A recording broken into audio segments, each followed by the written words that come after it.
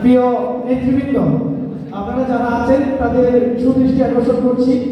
আমরা আমাদের প্রধান অতিথি মঞ্চে উপস্থিত এবং আমাদের আজকের যে বিশেষ আকর্ষণ উনিও স্টেজে উপস্থিত।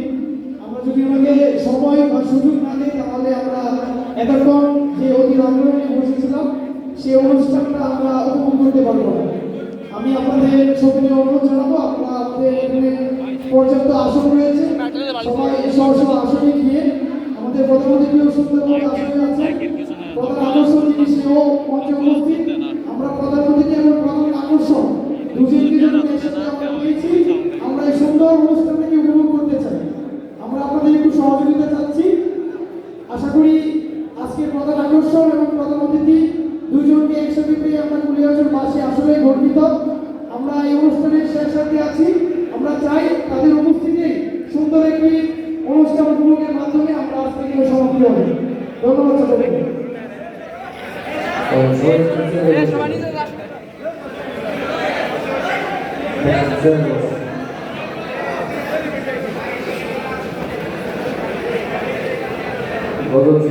আমরা মোটামুটি আপনাদের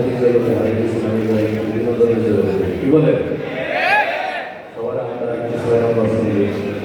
6 নম্বরটা অনেকেই সমালোচনা করে, ভাবে যে আমি লোকের কাপড় জামাত দিয়ে ছোট কথা, আসলে বিষয়টা টান ওইটা আমি একটা পজিটিভ দৃষ্টিভঙ্গি নিয়েই বলছিলাম। সাউন্ড সেই আগে মতো চলবে, একটু বড় হয়ে যায়, ওই ইকোরি বা বড় হয়ে যায়। তো ইসলাম তো সহনশীলতার ধর্ম, ঠিক না? ইসলাম কি জুলুমের ধর্ম? আমরা দাওয়াত দিব মুসলিম ও মুসলিম সবাই দিতেছি, কি না? এবং দাওয়াত দিতে গিয়ে আমরা যত আমাদের সৌন্দর্য প্রকাশ করবো, যত নমনীয় হবো, মানুষের ভিতরে আমাদের এই নরম আচরণ করে, ঠিক না? কিন্তু আমাদের ভিতরে একটা ভুল বিষয় থাকে কি, আমি যদি নামাজ পড়ি, আমার বাড়ির পাশে একজন নামাজ না পড়লে আমি নিজে একটা ফটো দিই, ও গেছে অবশ্যই গেছে, ওর বাড়ি আমি চলে গেছে, ওর সাথে সম্পর্ক রাখা হবে না, ওর বাড়ি খাওয়াও যাবে না, ওর বাড়িও আমার দাওয়াত দেওয়া যাবে না, পুরো তালাক দিয়ে দিই। কিন্তু আমার তো উচিত যেই মানুষটা দিনের মধ্যে শিখতে গেছে তাকে ভালো হয়েছে মহব্বত থেকে সুন্দর করে বুঝাই শুনে ঠিক না? তা আমাদের দেশে চলচ্চিত্র জগতে যারা কাজ করে এরাও আমাদের ভাই, মুসলমান ভাই, হয়তো দিনের ভুল না থাকার কারণে এরা পেশাগত কারণে চলচ্চিত্র চলে গেছে।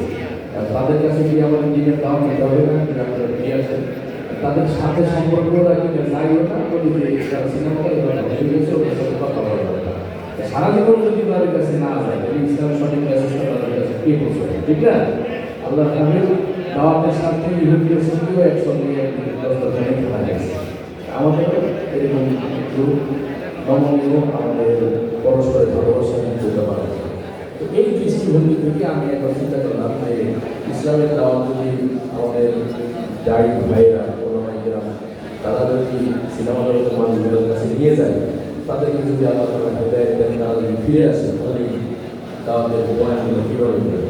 আমরা তো তাদের স্বাভাবিক ভয়েসটা শুনি নাকি, এমনি সময়কে আমি কথা বলে শুনছি নাকি, ওই সিনেমার সমাজের যে ভয়েসটা আমাদের ওইটাই শুনছি, এই কীভাবে তারা ওইটা শুনি। তো উদাহরণস্বরূপ মনে করেন একটা মসজিদে আসছে যারা, আমি সচেতন করবো সবাই কিছু লিখে দিই, এক একজন যদি একা করতে পড়েন দিই, তাহলে মসজিদে একটা বিশৃঙ্খলা সৃষ্টি হবে। এখানে একটা কিছু পয়েন্ট থাকে, ওই 6 জনের 6টা পয়েন্ট বাকি একটা দিয়ে দিয়ে দিই। যাই হোক, এই হলো সেই কাজ। প্রথমে আপনি এলান করে দিয়ে নামাজের পরে এলান করে এই সালামা বাকি নামাজের পরে মুসলিমের কথা হলো আমাকে বলবি লাগিয়ে দিতে ঠান্ডা মুসলিমরা তো সব বই মিশে সম্পূর্ণ আছে, আমাদের খবরই আছে। তারপরে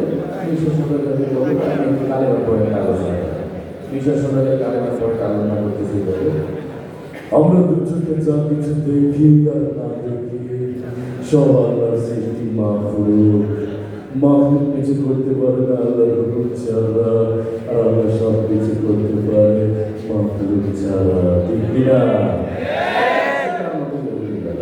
এরপরে বিপ্লবী বলতে আপনি নামাজের বিষয়টা সুন্দর করে বুঝে বিপ্লব নামাজের পরে ও আল্লাহ নামাজ পড়ছে, আচ্ছা আমি বুঝে পেয়েছি অঙ্কে নামাজ পড়তে বোঝা নামাজ পড়া দুই তার মধ্যে বের করো। এরপরে জিকিরের বিষয়টা দিয়ে হলো কাবিলা, জাকির জিকিরের বিষয়টা আপনারা যদি সুন্দর করে বুঝে নেবেন। তো কাবিলা জিকিরের বাইরে করতেছি বল হাবতি মাওলা বাবার জিকির তোমার দিলের ভিতরে টাস টাস করে বাজতে থাকে। তুমি কবরের ভিতরে হাত দেখতে পারো, তাই তো বাইসে গেল আর জিকির না হয়ে কবরে যাবে তারা তোমার সত্য শিখে ভিতরে হাত দেখবে। যাই হোক সেটা আমরা তৈরি করলো। এরপরে এই মুসলমান পরস্পর ভালোবাসা কিন্তু তার এটা মুসলিমে এইটা করে ও মুসলিম যে আপনি একটু আপনার মতো বের করেন। ওমর সানি এই বিষয়টা বলছে এইভাবে, একজন মুসলমান আরেকজন মুসলমানের দুঃখ কষ্ট ভাগাভাগি করে নিয়ে তবে আমরা গরিব হতে পারি, আপনার মতো ভর্তি করে আমি কত বছর চিন্তা দিয়েছি। যাই হোক সেটা এরপরে সহিমিলন আমরা যা কিছু করবো একমাত্র আল্লাহকে রাজি খুশি করার জন্য এই বিষয়টা দিয়ে নায়ক মান্নাকে আমাকে করে করেছি এইভাবে অপরতম কিছু কর্ম পৃথিবীর কোনো মানুষকে খুশি করার জন্য করব না, একমাত্র আল্লাহ আমাকে খুশি করার জন্য করব। হ্যাঁ আল্লাহ আমাকে খুশি করার জন্য করব। তারপরে দাওয়াতের তার থেকে বিষয়টা দিয়ে হলো নায়ক রুবেলকে, সে তার মধ্যে দিয়ে যাবে আমাদের চান আমাদের মান আমাদের সময়কে আমরা রাস্তায় বেরবে আমাদের চাওয়ার সঙ্গে সঙ্গে মনে করতে হবে যেটা কিস তুই যদি আল্লাহকে চান আমাদের মান আমাদের সময় সঙ্গে মূল্যায়ন না করিস তুই বেমানই মারা যাবি, বেমানই মারা যাবে। এটা ছিল আর কি বিষয়টা। যাই হোক আমরা অনেক আমাদের কথা প্রদর্শন এবার একটি কবিতা শুনি, কি বলেন? কবিতাটা আমাদের সাহিত্যে একটা অবিচ্ছেদ্য অংশ। একজন উপন্যাসিক তার 150 পৃষ্ঠার উপন্যাসে যে কাহিনী নিয়ে আসে, একজন কবি 10 লাইনের ভিতর পুরো কাহিনী বোঝাই যায়, তাই না? কবিতার একটা শক্তি আছে। আমাদের দেশে একজন বিখ্যাত কবি ছিলেন, যিনি তার কবিতার মধ্যে গ্রাম বাংলার অপরূপ সৌন্দর্যগুলো খুব সুন্দরভাবে ফুটে উঠেছে। তাকে আমরা পল্লী কবি বলে থাকি। তার নাম কি বলেন তো? পল্লী কবি জসীমউদ্দীন। তিনি বিখ্যাত হয়েছিলেন যে কবিতাটা লিখে, সেটা হলো কবর কবিতা। কবর কবিতাটা খুব একটা ইমোশনাল কবিতা। কবিতাটা যদি সুন্দর করে কেউ আবৃত্তি করে অথবা আপনি মনোযোগ দিয়ে করেন, আপনার চোখে বাড়াতে পারে। যেহেতু এটা একটা আনন্দ পরিবেশ, আমি চাই আপনারা আনন্দের বাড়িতে দিচ্ছেন, এই দিকটা আনন্দ দিয়ে হবে, কি বলেন? এক জায়গায় কবর কবিতার আবৃত্তির প্রতিযোগিতা চলতেছে, বিচারকরা পাশে বসা আছে, সামনে দর্শক প্রথমে যিনি আবৃত্তি করে আসছেন তার আবৃত্তি অনেক সুন্দর ছিলেন। সে আবৃত্তি সেইভাবে কবর জসীমউদ্দীন এইখানে দাঁড়িয়ে কবর দাঁড়িয়ে গাছের তলে 30 বছর ভিজায় রেখেছি জলে। এতটুকু দাঁড়িয়ে ঘরে রেখেছিল সোনার মতো পুতুলের গিয়ে ভেঙে গেল বলে মেরু ভাষায় গেল এখানে ওখানে দুনিয়া ভেঙে ভেঙে ফেলতাম সারা বাড়ি ভর্তি এত সোনা মোহর ছড়াইয়া লেখা। যাই হোক অনেক সুন্দর করে আপনার কাছে অনেক নাম্বার পাইছে, সে চলে গেছে। এরপরে যে প্রতিযোগী আসছে সে আমার নেতা, নেতা মানুষ আসছে শীতের সামনে ছোটবেলা আবৃত্তি করছি, দেখি কেমন চর্চা আছে। তো নেতারা সাধারণত আমাদের দেশের মধ্যে আসলে এরকম একটা স্টাইল আসে, উনিও আসছে। তো নেতারা তো রাজনীতির মঞ্চে বরং বক্তব্য অভ্যাস, ওনার আবৃত্তি মঞ্চে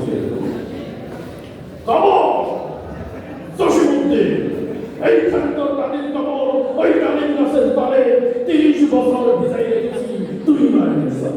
তার আবৃত্তি শুনে তো বিচার বলছে লোক আছে পোলা বছর করে খাইয়ে দিয়েছে, তাদেরকে বুঝাইছে না তারা চলে গেছে। নেতা যাওয়ার পরে আরেকজন প্রতিযোগী আছে আমাদের মাদ্রাসার একটা ছাত্র। আমাদের মাদ্রাসাগুলো কি করি যেহেতু স্কুল মাদ্রাসা খুব লাভ মানুষের সঙ্গে কিছু বলতে চাই না, তাই না? এই অনেক সময় ছুটিতে বাড়ি যায় বা আপনারা এত রিকোয়েস্ট করে যে কৃষি সরকারি বলে এত লাগে, এরকম একটা লাজক শ্রেণী ওর বন্ধুরা চলতে চলে দিয়েছে, তুমি যাবে ওটা মন থেকে লজ্জায় শেষ। তার আগে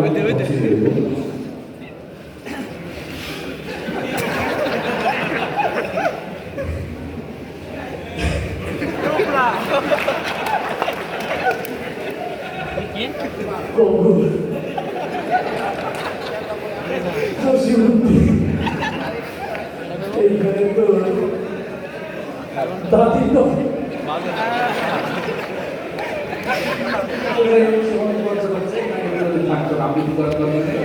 এরপরে আসলো আরেকটা ছেলে, সে আবার ওই নুরানির কিছু গোলাপান আছে, সারাদিন কাঁদে, পড়াশোনায় কাঁদে, খেলার সময় কাঁদে, খাওয়ার সময় কাঁদে।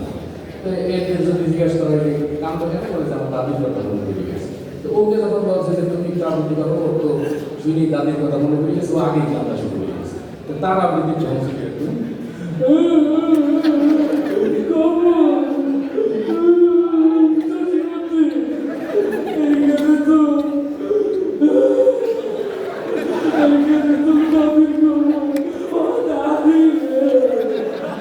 ওরা নিয়ে গেছে যে একটু বেশি ইমোশনাল হয়েছে এই জন্য কাজ করে সেও চলে গেছে।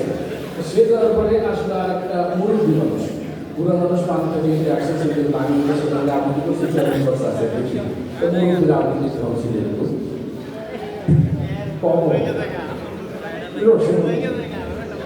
এইখানে তো তাকে কম ওই গাড়ি গাছে 30 বছর 30 বছর মিলে কিছু মুরব্বী তার মধ্যে ইমোশনাল হয়ে গেছে সে চলে গেল। মুরব্বীরা আরেকজন প্রতিযোগী আসছে সে আবার একটু টুক লাগে কথা বলতে সবাই লাগে তার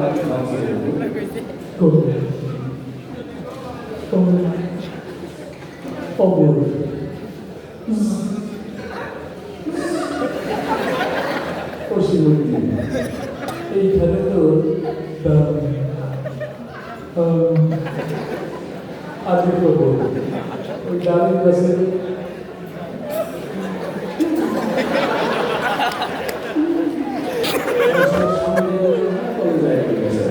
তাকে ঠিক আছে সাধারণ মানুষের কবিতা শেষ করলাম। এরপরে আসলে আরেকজন প্রতিযোগী সে আবার ওই আমাদের সমাজে কিছু যুবক আছে শীতকালে ঠিক মতো গোসল করে না, ঠিক আছে তো ওদের গায়ে আমার শীতকালে এরকম একটা চলে আসছে তারা আমাদের কাউন্সিলের গল্প এইখানে তো তাদের গল্প ওই দাঁড়িয়ে আছে তবে 30 বছর থেকে 2 বছর ওরা বলছে 2000 কাগজ করছে এরপরে আসছে আর কি ছেলে সে আবার ওই আমাদের অনুষ্ঠানের আশপাশে অনেক পুস্তক দোকান আছে ঠিক আছে তো ওই কিন্তু পুস্তক খাওয়ার কারণে তাই তারা দুটি কাউন্সিলের কবর যোশী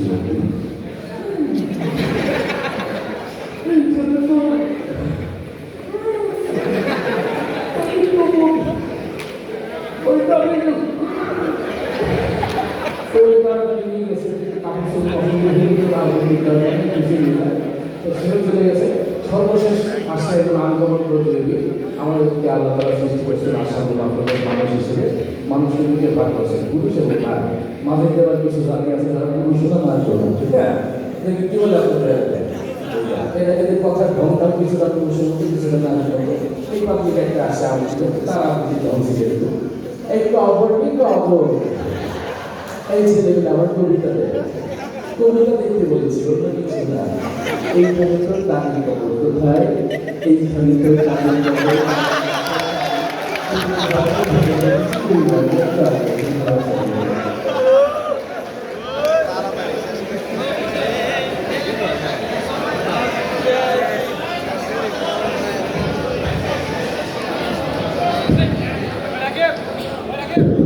আলহামদুলিল্লাহ আমাদের মাঝে উপস্থিত আছেন কলমের জনপ্রিয় নাচের শিল্পী আবু রায়হান। আমাদের মঞ্চে এখনো উপস্থিত আছে কলমের জনপ্রিয় নাচের শিল্পী আবু রায়হান। ইনশাআল্লাহ তার সঙ্গীতের মাধ্যমে আমাদের প্রোগ্রাম শেষ হবে। এই পর্যায়ে তার আগে আমাদের আজকের অনুষ্ঠানের প্রধান অতিথি ভৈরব কুড়িয়াচরের জনপ্রিয় জননেতা